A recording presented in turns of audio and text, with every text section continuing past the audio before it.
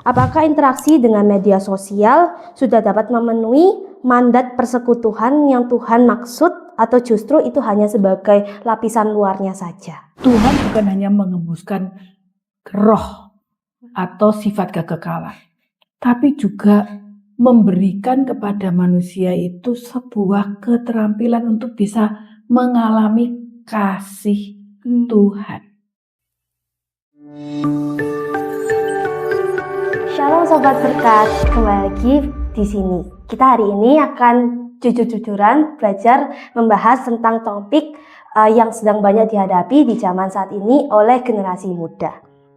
Nah, kalian pernah nggak mengalami kondisi di mana kalian mungkin sudah update status, sudah cerita di media sosial, tapi mengalami kekosongan di dalam hati?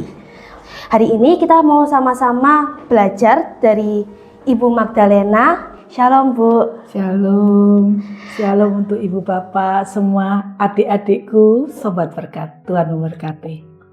Ya, hari ini kita mau sama-sama bahas tentang beberapa hal yang sedang dihadapi oleh terutama remaja di kondisi saat ini, terutama tentang berkaitan dengan media sosial, gitu ya.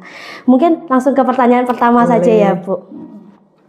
Secara alkitabiah, manusia diciptakan sebagai makhluk yang relasional, berhubungan, dan itu ada di dalam Kejadian 2 ayat 18. Menurut Bu Magda, apakah interaksi dengan media sosial sudah dapat memenuhi mandat persekutuan yang Tuhan maksud, atau justru itu hanya sebagai lapisan luarnya saja? Ini pertanyaan yang menurut saya sangat dalam ya, Stefani.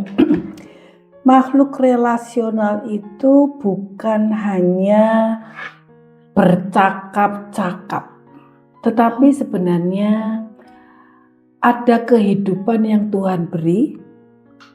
Karena waktu manusia diciptakan, itu Tuhan mengembuskan nafas kehidupan. Lalu dikatakan menjadi makhluk hidup, dan itulah yang membuat manusia menjadi makhluk relasional. Sehingga relasi itu harus sama-sama dengan yang menerima nafas kehidupan. Kalau dengan media sosial, bukan manusia sesungguhnya yang menerima nafas kehidupan. Sehingga kualitas relasinya itu pasti tidak akan sama. Hal yang kedua, di dalam relasional itu sebenarnya Tuhan bukan hanya mengembuskan roh atau sifat kekekalan, tapi juga memberikan kepada manusia itu sebuah keterampilan untuk bisa mengalami kasih Tuhan. Jadi di dalam relasi itu sebenarnya yang terjadi adalah membagi hidup, membagi kasih. Nah, ini yang tidak bisa dilakukan oleh media sosial. Di situ. Jadi perbedaannya jelas. Kalau ditanya apakah cukup atau tidak, jelas tidak cukup dan berbeda. Itu sebabnya mengapa ketika melakukan percakapan misalnya dengan ChatGPT atau dengan AI, ya kadang-kadang orang ngomong-ngomong sendiri gitu ya, itu tidak bisa mendapatkan sesuatu yang hidup dan merefleksikan kasih, makanya kosong, makanya kesepian, gitu. Jelas ya, Jelas, Tiffany? Berarti untuk mendapatkan persekutuan yang sejati itu hanya bisa dialami atau dirasakan itu sepenuhnya di dalam Tuhan, gitu ya. Atau begini, yang harusnya adalah sesama makhluk yang mempunyai hidup sebagai manusia yang dicipta dalam gambar dan rupa Allah. Nah, boleh saya tambahkan. Jadi karena makhluk hidup manusia yang dicipta dalam gambar dan rupa Allah itu jatuh dalam dosa. Sehingga kemampuan untuk merefleksikan itu harus dibarui di dalam Tuhan Yesus Kristus. Ada redemption. Baru bisa terjadi kembali apa yang dirancang Allah sejak semula. Begitu.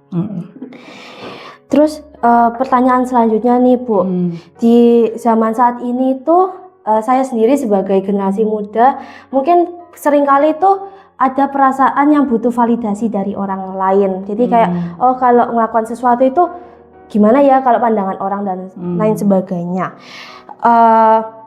Apakah mungkin rasa kesepian itu atau kosong di dalam hati itu juga dilatar belakangi dan oleh kebutuhan akan validasi orang lain, kayak lewat likes, terus komennya orang, itu kan berpengaruh daripada validasinya Tuhan. Sebenarnya yang dikatakan Stefan itu benar. Jadi begini, ketika manusia itu masih butuh pengakuan dari orang lain, berarti dia masih punya problem dengan penerimaan. Nah, kalau orang tuh masih punya problem dengan penerimaan, berarti dia belum bisa memaknai hidupnya seperti yang Tuhan maksudkan. Alkitab mengatakan di dalam Yesaya 43, kamu berharga, kata Tuhan nih. Tapi ketika seorang itu masih belum bisa menghayati, mengimani dan mempercayai, sekali lagi faktor dosa menyebabkan manusia itu juga menolak dirinya, membuat manusia tidak merasa happy dengan dirinya, membuat manusia butuh pengakuan dari orang, padahal sebenarnya yang terutama adalah dia bisa menerima hidupnya sebagai kasih karunia Tuhan. Seharusnya begitu. Kalau dia bisa menerima hidupnya sebagai kasih karunia Tuhan, Tuhan itu cukup, sudah dapat anugerah. Sudah dapat anugerah kan cukup. Ya nggak butuh mau diakui atau tidak diakui, tidak mengganggu. Nah, itu yang dikatakan seorang sudah selesai dengan dirinya. Memang ada dua macam ya. Seorang selesai dengan dirinya karena mungkin dia punya keluarga yang happy, dia punya komunitas yang tidak toksik, sehingga itu menolong dia untuk bisa selesai dengan dirinya karena penerimaan lingkungan itu menguatkan dia. Tapi ini masih sangat situasional. Sebab ketika terjadi konflik, terjadi hal yang tidak ideal, tidak harmonis, maka kembali butuh. Dan memang yang paling penting adalah yang dikatakan dalam Matius 11 ya. Tuhan Yesus mengatakan begini, marilah kepadaku kamu yang letih lesu dan berbeban berat. Aku akan memberi kelegaan. Kelegaan itu artinya apa? Perjalanan yang bersama Tuhan Yesus akan memberi damai, memberi ketenangan yang sejati. Karena kan Tuhan Yesus sumber damai, sumber ketenangan, sumber kasih, ya kan? Sehingga itu yang otentik, itu yang sesungguhnya. Sehingga ya tidak perlu mencari yang lain-lain. Jadi andai kata misalnya bukan hanya tidak diakui, tapi mungkin disendirikan atau dianggap berbeda atau ditolak, itu bisa mengganggu, ya kan? Tapi kalau dia sudah mengalami penebusan Tuhan Yesus, Roh Kudus yang menolong dia untuk bisa menghargai hidupnya seperti Tuhan mengasihi dia, menerima dia dan mengakui dia. Begitu. Jadi sebenarnya kita ini cukup kalau sudah menerima validasi dari Tuhan. Kita sudah sebenarnya kita tidak perlu cari di tempat lain gitu. Karena Tuhan sudah. Yes, that's right, Stefani. Jadi kalau kamu bilang validasi itu ya kita tidak butuh, karena ketika Tuhan Yesus Kristus oleh karya Roh Kudus masuk dalam hidup kita, itu kita ini diubah, mindsetnya diubah, kemudian ekspektasi hidupnya itu mengalami transformasi, itu pekerjaan Tuhan. Sehingga akhirnya enggak butuh yang aneh-aneh. Misalnya ekonomi terbatas, selama masih bisa hidup yang wajar ya, artinya mempunyai baju tidak koyak-koyak ya, kemampuan berpikir ya juga normal. Tidak ada masalah ya, terutama karena Tuhan memberikan kelegaan itu sumbernya dari Tuhan. Gitu. Oke, Bu. Terus saya ini punya pertanyaan lagi nih, Bu. Bagaimana pengaruh budaya saat ini di tengah-tengah zaman juga saat ini yang sering membanding-bandingkan satu dengan yang lain di Instagram atau TikTok gitu ya, media sosial apapun, itu bisa merusak rasa syukur kita sebagai ciptaan yang tadi Ibu Magda sudah bilang istimewa, yang berharga di mata Tuhan gitu. Sebetulnya budaya itu adalah respon komunitas mayoritas yang akhirnya cukup menguasai komunitas yang lebih besar untuk berasumsi atau berpendapat bahwa hal itu memang benar. Jadi misalnya kita baru dianggap berharga kalau kita bisa ini bisa itu, kita punya ini punya itu, kita berprestasi ini berprestasi itu. Nah, sebetulnya ekspektasi komunitas ini kan muncul dari kebutuhan untuk pengakuan yang beramai-ramai disusun, dirumuskan oleh sebuah kelompok masyarakat. Nah, ketika itu meluas, lalu media sosial, ada presentasi, ada refleksi tentang hal itu. Ketika itu terus-menerus dikumandangkan, lalu otak manusia ini bisa berpikir bahwa itu benar. Nah, di situ terjadinya kenapa kok akhirnya kita yang sudah punya prinsip, kita sudah yakin bahwa selama kita di dalam Tuhan Yesus, yang begitu-begitu tidak mempengaruhi.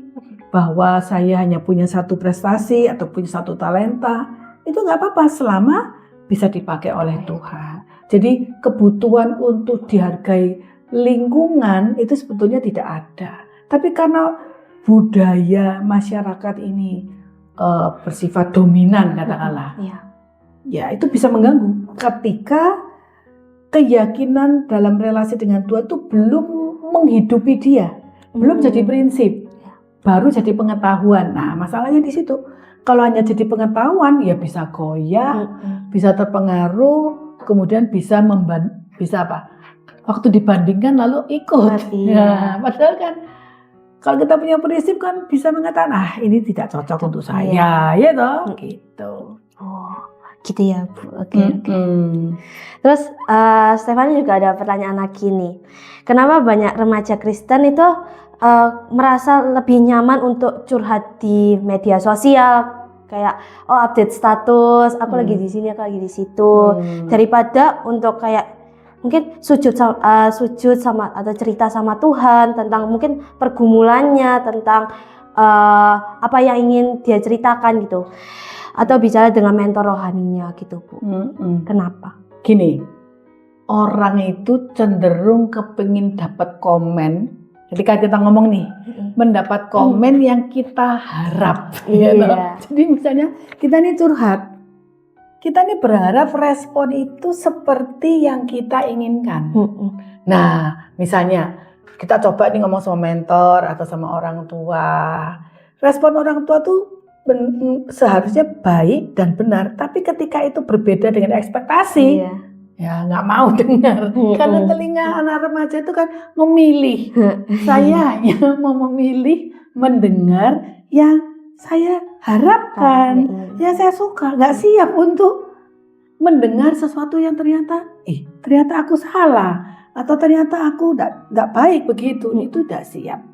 Jadi akhirnya memilih curhat kepada yang bener, bagus itu, lanjutkan yang sama-sama ya. Apalagi kalau curhat sama AI, wah dia pasti jawabnya menyenangkan ya. Jadi itu. Kedua, kadang-kadang memang mentor itu kadang-kadang beda generasi. Cara meresponnya itu ada keterampilan empati yang memang harus terus dikembangkan. Jadi orang tua itu sebelum empati buru-buru menasehati. Maksudnya baik, tapi ketika seorang remaja itu tidak ada empati, merasa tidak dimengerti, otomatis nggak suka dinasehati. Nah gitu. Ketika nggak suka dinasehati, ya pilih nggak perlu curhat dong. Gitu. Jadi memang kadang-kadang juga orang tua atau mentor itu memberi lebih. Jadi misalnya anak itu tanya, saya pakai baju model begini ini menurut mama, ini kan sudah sederhana, menurut mama papa bagaimana?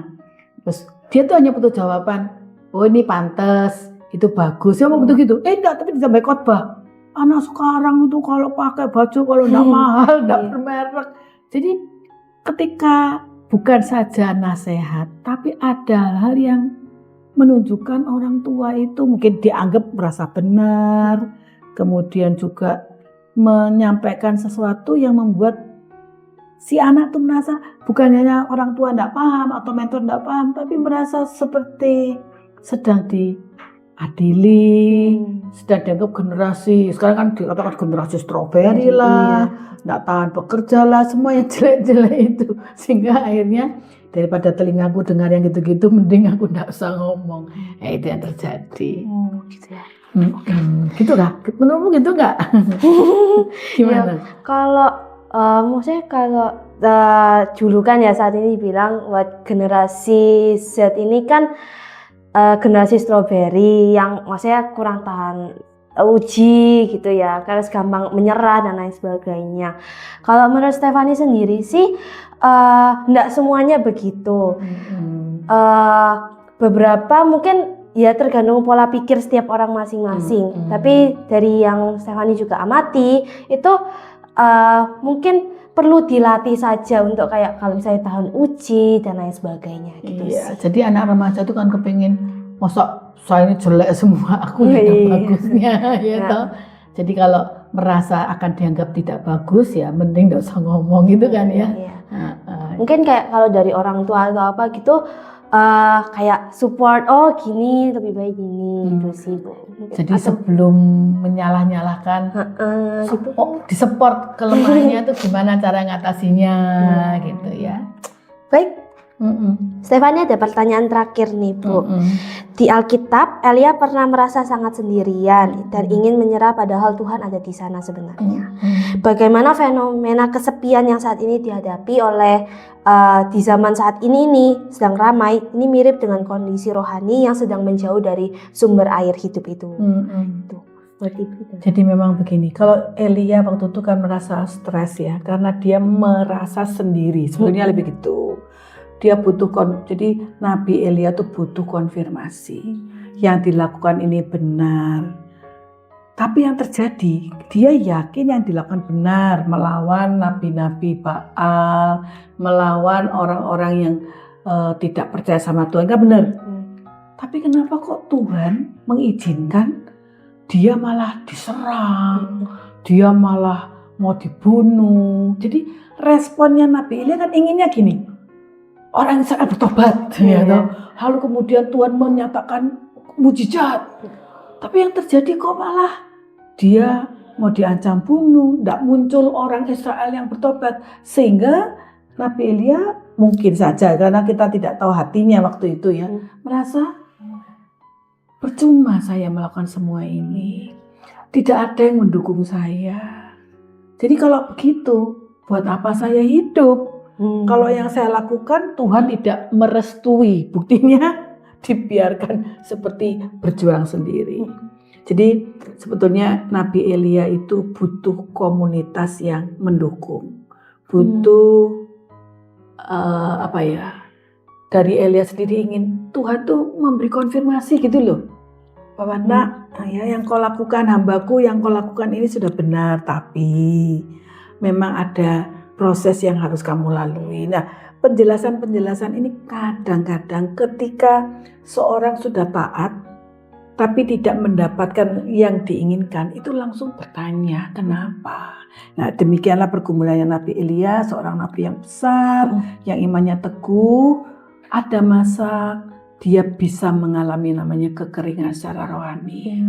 Tapi Tuhan tuh sangat baik dan mengerti hambanya yang merasa sendiri, lalu Tuhan menghibur, ya kan? Ada malaikat yang datang kasih makanan, kasih minuman, dan kemudian memberitahu Elia, kamu tidak sendiri loh, banyak loh orang yang percaya sama Tuhan. Jadi apa yang bisa kita pelajari dari semua pertanyaan Stefani ya? Yang bisa kita pelajari adalah mari kita menjadi generasi, karena umurmu ini kan generasi ini toh, yang mau nolong generasiku ini. Jadi gimana caranya supaya yang selalu mencari jawab ke media sosial atau mencari jawaban kepada yang bukan orang-orang yang mengasihi Tuhan, ini sekarang boleh percaya bahwa generasi ini bisa menolong generasinya. Nah itu jadi terjadi namanya kebangkitan anak-anak remaja dengan program-program yang kreatif untuk memberkati generasinya. Karena sekarang ini yang terjadi kan orang tua, orang dewasa, mentor, yang bagi anak-anak muda tuh kadang-kadang masih enggan. Nah, mungkin bisa bikin podcast di mana remaja menolong sesamanya, tapi remaja ini benar-benar sudah dimuridkan, cinta firman Tuhan, ya. Entah program apa yang bisa memberkati sesama generasinya, karena bahasanya lebih nyambung, nggak ada gap, dan bisa lebih bebas ceritanya. Dan kalau ngomong apa saja nggak langsung dinasehati, disalah-salahin, tapi dimengerti. Mungkin harus memikirkan program itu sama seperti yang Pelangi Kristus juga lakukan ya, untuk pelayanan-pelayanan pada waktu camp Pratama atau camp Madya atau camp Tunas. Ya, itu Stephanie. Terima kasih Bu buat setiap jawabannya dari pertanyaan-pertanyaan Stephanie. Tuhan Yesus memberkati. Hari ini kita bisa sama-sama memahami bahwa kesepian adalah masalah spiritual dan bagaimana koneksi semu di dunia ini itu tidak bisa menggantikan persekutuan yang sejati dengan Tuhan. Dan buat teman-teman semua yang sudah menyaksikan dengan setia tayangan ini, terima kasih sudah menyimak episode berkat kali ini. Tuhan Yesus memberkati. Tuhan Yesus memberkati. Sampai berjumpa. God be with us.